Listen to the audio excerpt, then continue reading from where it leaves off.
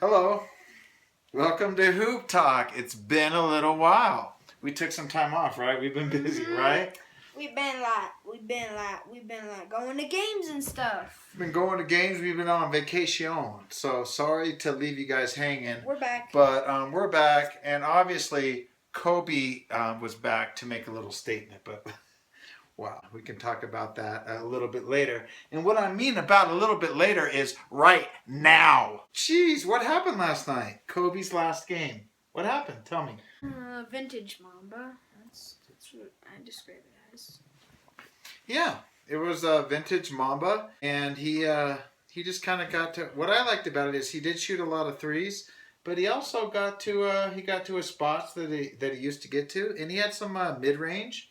And everybody knows if you watch Kobe, the best thing he's ever done is his mid range game, right? Mm-hmm. Am I right? I mean, his dunks have been great, but mid range is what it's all about. Why? High percentage, baby.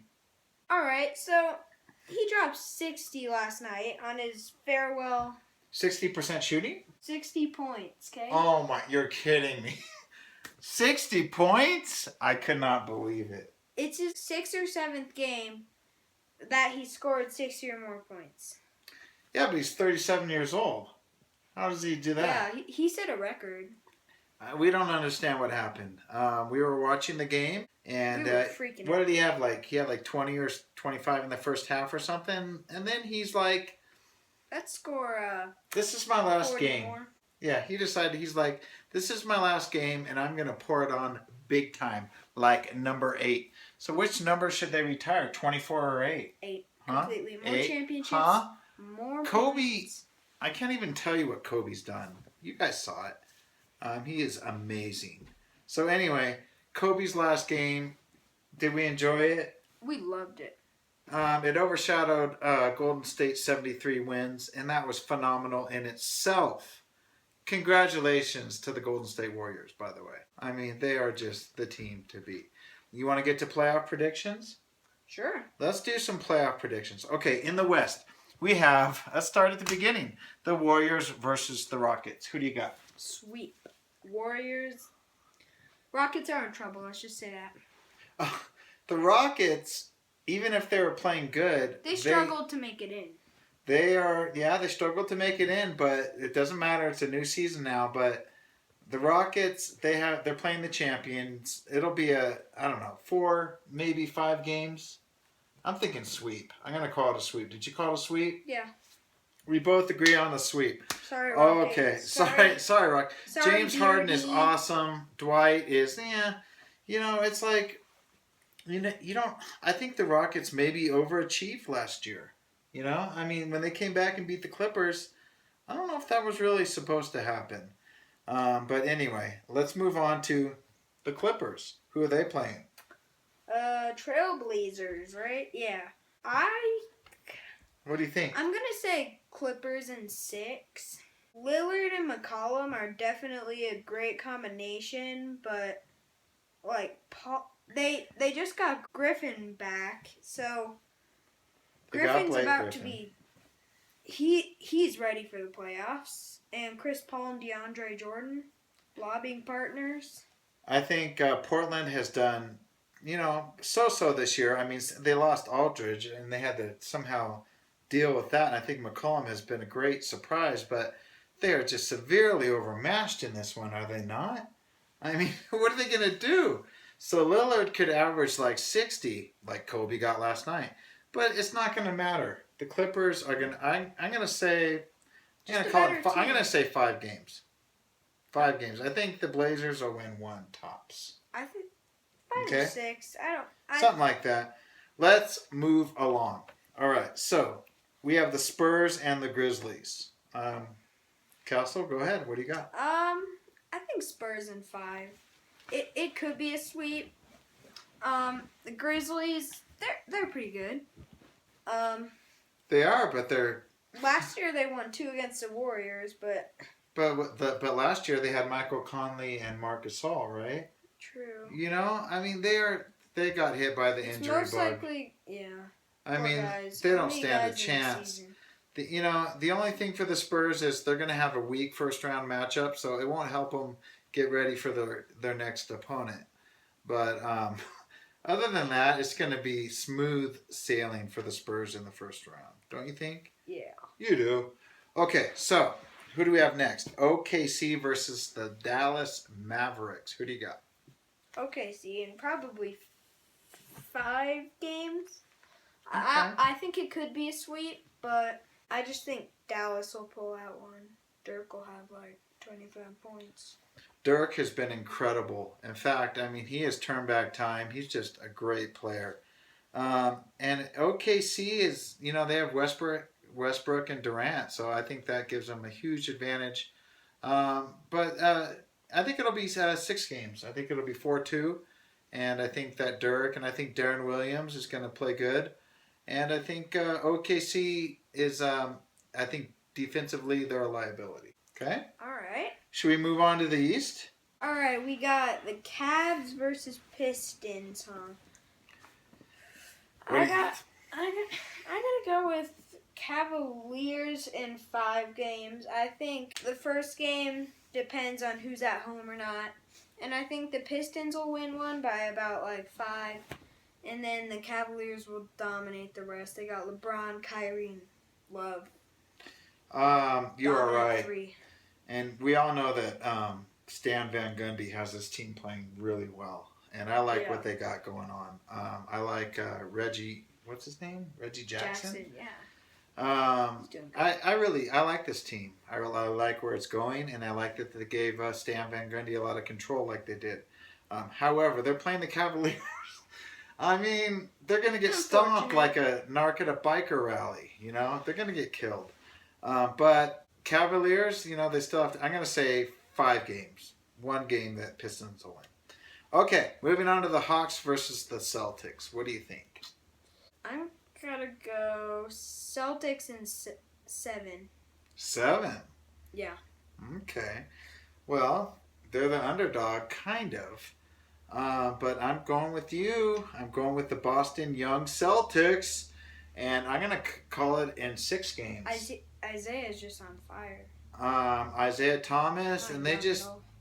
Whatever their collective system is, it works, and Boston's maximizing whatever they have, and I give credit to the coach. We need a coach like... he's way too young, Brad Stevens.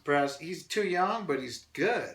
We need a coach like that for the Lakers, don't we, Mark Allen? Yeah, I said it.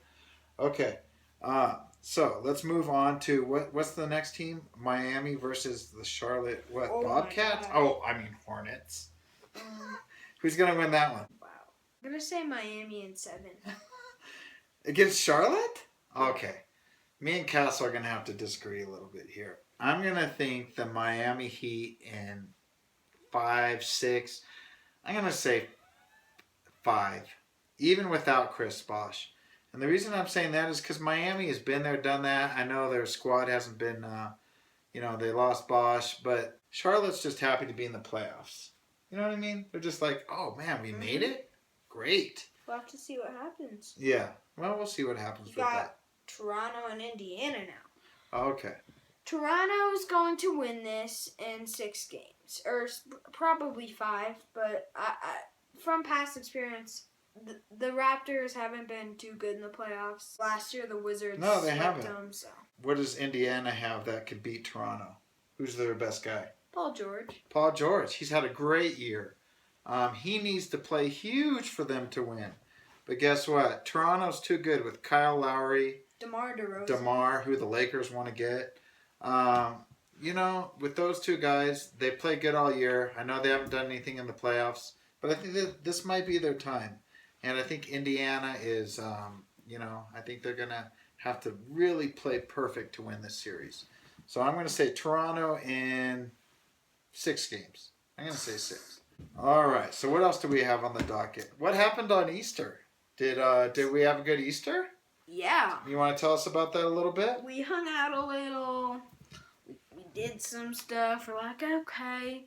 And then my parents. You can watch the video of me getting my tickets. Where is it? Oh, it's right up there. Oh, okay. Anyway, so they're like, oh, here's your birthday present. I'm like, okay. Gift card, maybe $50. And then I open it, and there's Laker tickets. Laker tickets? And I ball. You balled? You played basketball? No. I cried. You cried? Yep. Wait, you here to tell this audience that you cried like a baby? Yeah. They're lucky they got it on video. Like, this kid, I don't know what's going on with him, but he did not give a typical 10-year-old reaction. Even though, how old are you now? 11. Okay. So anyway. Wish me happy birthday. Send me gifts. Send me gifts via that internet website. My birthday was 2 days ago. All right. Don't show your age, kid. Anyway, so the Easter Laker game, we go to the game, and what happened? We go and we're out in front of the Staples Center, and it is just a magical experience. We see the statues. Yeah. We see Chick Hearn statue. We see Magic. We see Kareem. And there's just tons of people. Not as much people as last night, obviously. But there was loads of people. And we were just like, yes, this is for us. Yeah, we were just like, this is great. Then Even though we had some high seats, we loved it. But let's tell them from the beginning. So we walk in, and I was like, Castle, come over here and look. And we look, and what did we see? We saw the court, right? Yeah. And we were down low. And we were like, oh, only if we had these tickets. We saw the players kind of shooting and stuff. Yeah. So we didn't have those great tickets. But guess what we had to do? We had to use the restroom. Because, everyone has to use the restroom at some point. Anyway, so I see walking out of the tunnel immediately. I was like, whoa, that guy is tall. And I was like, that is a tall Michael Thompson. So Michael Thompson, Laker great, current commentator, he's walking out. He ends up going back to his little broadcast booth with me and Castle. And what happened there, Castle? We took a We took a picture with him. I got a picture with Michael Thompson. He acted like we were in his appointment book. He took care of us like we were in an appointment. He was so awesome. Yeah, I really appreciated him. Like, he was just going out to take a break or whatever, but he acted like we were important. And, we talked about Clay, very briefly. It was probably 3 minutes we had with Michael Thompson. He said, guess what? Class act guy. Yeah. What a guy. What a guy to spend time with us. He didn't have to. He could have said, I'm very busy, so goodbye. Couldn't he have? Yeah. And I would have said, Michael, thank you for shaking my hand anyway. I wouldn't even have been upset. Oh, man. So that was a fun Easter Laker game. And was it for is it your birthday already? Was it your birthday then? No, it was an early birthday present. My real birthday was a few little days ago. But anyway, it was awesome. Highlight of my trip, of my year, everything. It was great. Anyway, so my pleasure. My only hope was that we'd have better seats, but I just gave Castle, a glimpse of what it's like to not only be a Laker fan, but to go to the show, to see it in real life. And I'm extremely proud of this guy. And this pretty much concludes our Hoop Talk. Sorry we haven't been with you in a little while, and this is kind of a long show for us. So I hope that you enjoyed it, and I hope that you didn't fall asleep. Are you asleep now, Kyle? Oh. Anyway, thank you. Deb. Okay, sorry. I hope you subscribe. Yeah. I don't. Don't subscribe.